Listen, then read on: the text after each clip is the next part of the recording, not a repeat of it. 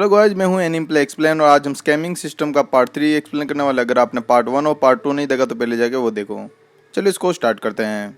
अगर आपने पिछला एपिसोड देखा होगा, जो हमारा सु होता है उस लड़की को बंदी बना लेता है।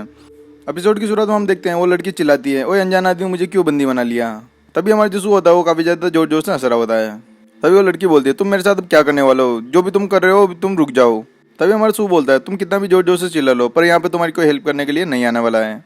तभी हमारा जो सु होता है काफ़ी ज़्यादा हंसने लग जाता है। फिर उस लड़की को बोलता है, तुम अपने गुस्से पे काबू नहीं कर पाई और तुम्हारे गुस्सा तुमको ही ले डूबा और तुम ही मुसीबत में पड़ चुकी हो। अब मैं देखता हूँ तुम्हारी हेल्प कौन करता है। तभी आसमान से जोर से आवाज़ आती है, रुक जाओ। तभी हमारा सु देखता है आसमान से बहुत जोर से बिजली गिरती है और इसी के साथ वो काफ़ी ज़्यादा शॉक हो जाता है। फिर वो देखता है, यार ये आवाज़ कहाँ से आई और ये कौन सा जादू है। तभी जो अनजान लड़की होती है वो जोर से बोलती है, अरे मास्टर आ गए। तभी हम देखते हैं कि 3 अनजान आदमी नीचे ज़मीन पर आते हैं और उनको देख के हमारा जो सु होता है काफ़ी ज़्यादा शॉक हो जाता है। तभी जो उनमें से मास्टर बोलता है कि तुम्हारी हिम्मत कैसे हो, तुम्हारे गंदे पैर हमारी ज़मीन पे आ गए और तुम एक राक्षस की तरह हमारे स्टूडेंट के साथ क्या करने वाले थे। तभी हमारे जो सु होता है फिर वो बोलता है, तुम कहाँ से हो। फिर वो बोलता है, साले पागल बूढ़े तू यहाँ पे क्या कर रहा है, और एक चमगादड़ की तरह इधर उधर हवा में उड़ रहा है। ये सुनते हमारे जो मास्टर को काफ़ी ज़्यादा गुस्सा आ जाता है। फिर उसके ऊपर एक मैजिक वेपन छोड़ने की फिर सोचता है। तभी हमारे जो मास्टर होते हैं फिर उसको को बोलते हैं कि मैं जन्नत से आया हूँ, अब मैं यहाँ पे तुम्हारा फैसला करने वाला हूँ। ये बोलते उसके ऊपर मैजिक वेपन से अटैक कर देते हैं। तो ये देख के हमारा जो सु होता है काफ़ी ज़्यादा डर जाता है। फिर वो अपने भगवान को याद करने लगता है और वहाँ से भागने लगता है।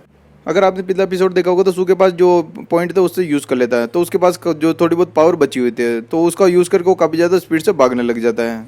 अभी हमारा जो सु होता है भागते भागते उसको पीछे देख रहा होता है कि ये जो मैजिक वेपन है उसके ऊपर अटैक ना कर दें। तभी वो भागते भागते अपने मन में सोचता है, क्या शायद ये मुझे पकड़ भी पाएगा, नहीं पकड़ पाएगा, क्योंकि उसकी स्पीड बहुत ज़्यादा थी। अभी जो मैजिक वेपन होता है सीधा आसमान से उसके ऊपर गिरने लगता है। तभी हमारा जो सु होता है उसको ऊपर देख रहा होता है कि वो सोचता है कि शायद मैं इससे बच पाऊंगा। तभी वो जो मैजिक वेपन उसके ऊपर अटैक कर देता है। तो हमारा सु मन ही मन में सोचता है, क्या मैं इससे बचा या नहीं बचा।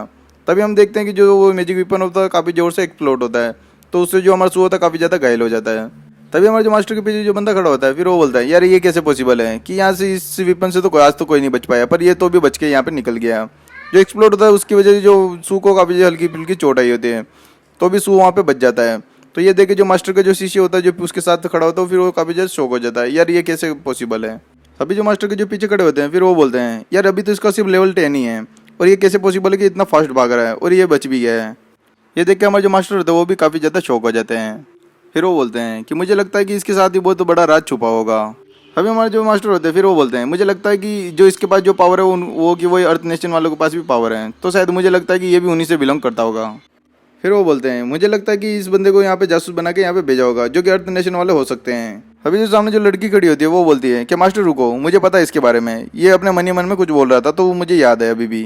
ये अनजान आदमी अपने आप को फायर नेशन का सम्राट बताता है और उसके पास जो सम्राट का जो टोकन है उसके पास है और वो मैंने उसकी जेब में देखा था। अगर ये हकीकत में फायर नेशन का सम्राट है तो ये जरूर आपको मारने के लिए आया होगा और उनको सिर्फ एक अच्छा सा रास्ता चाहिए जो कि हमें बिल्कुल आराम से समाप्त कर सके। तब मास्टर उस लड़की की बात सुन के काफ़ी ज़्यादा शौक हो जाते हैं। फिर अपने मन ही मन में सोचते हैं, अच्छा ये फायर नेशन का सम्राट है, चलो देखते हैं। फिर वो बोलते हैं कि मुझे इतना पता है कि जो फायर नेशन का जो सम्राट है वो सिर्फ एक ही है और वो हज़ारों साल से एक ही सम्राट बने हुए हैं। जब वो 18 साल के थे तब से लेके गोल्डन स्टेज को कवर करके आ रहे हैं, क्योंकि वही एक जैसे बंदे हैं जो वहाँ पे गोल्डन स्टेज पे पहुँच चुके हैं। फिर मास्टर बोलते हैं कि मुझे लगता है ये सिर्फ अपने आप को बचाने के लिए ऐसा बोल रहे हैं। जो फायर नेशन से जो बिलोंग करेगा वो ऐसे बिल्कुल भी हरकतें नहीं करेगा, जो इसकी हरकतें वो तो बिल्कुल एक गैंगस्टर की तरह है।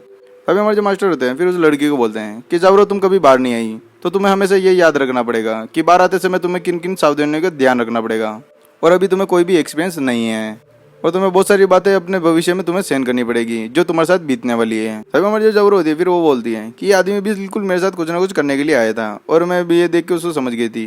फिर हमारे जो मास्टर होते हैं वो जावरो की बात सुन के काफ़ी ज़्यादा गुस्सा हो जाते हैं। तभी हमारे जो मास्टर होते हैं वो सु के ऊपर काफ़ी ज़्यादा गुस्सा हो रहे होते हैं। फिर अपने मन ही मन में कुछ सोच रहे होते हैं। जो हमारे जो सु होता है काफ़ी ज़्यादा डरा हुआ होता है, फिर उसको कुछ भी समझ में नहीं आ रहा मेरे साथ क्या करने वाला ये। तभी हमारे जो मास्टर होते हैं वो जावरो को बुलाते हैं। फिर जावरो को बोलते हैं कि ये लो रस्सी, मैं तुम्हें ये रस्सी दे रहा हूँ और तुम्हें इस आदमी को यहीं गिरा के मुझे दिखाना है। तभी हमारे जो सु होता है अपने मन ही मन में सोच रहा होता है कि शायद इनके पास और भी मैजिक वेपन होंगे, अब मेरे ऊपर अटैक करने वाले हैं। जो मास्टर होते हैं वो जावरो को अपने रोप दे देते हैं। फिर वो बोलते हैं कि इस रस्सी से तुम्हें इसे गिरा के दिखाना है।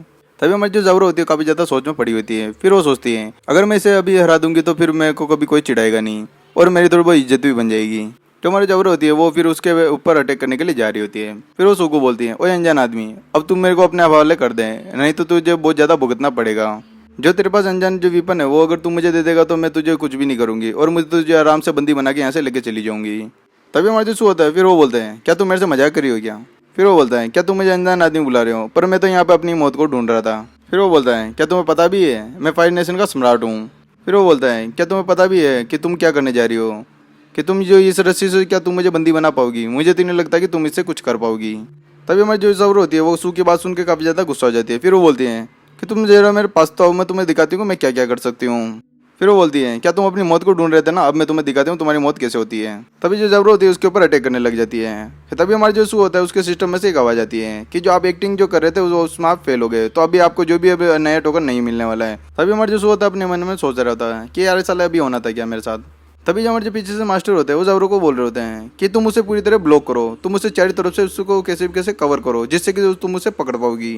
तभी हमारे जो शू होता है काफी ज्यादा गुस्सा हो जाता है। फिर उसको बोलता है ओए साले बूढ़े तू तो अपना मुंह बंद कर ले। फिर वो बोलता है कि तुम्हें लगता है कि ये लड़की मुझे हरा नहीं पाएगी इसीलिए तू उसे को समझाने की कोशिश कर रहा है। तभी हमारी जो जबरो होती है वो काफी ज्यादा गुस्सा हो जाती है क्योंकि जो जू ने का काफी जोर से उसको गाली दी होती है। तभी हमारी जो जबरो होती है वो बोलती है कि तुम्हारी हिम्मत कैसे हुई मेरे मास्टर को गाली देने की। इसके साथ ये एपिसोड यहीं खत्म होता है। ये एपिसोड आपको कैसा लगा आप हमें कमेंट करके बता सकते हैं और अगला एपिसोड हम जल्दी लेके आएंगे। इसी के साथ गुड बाय।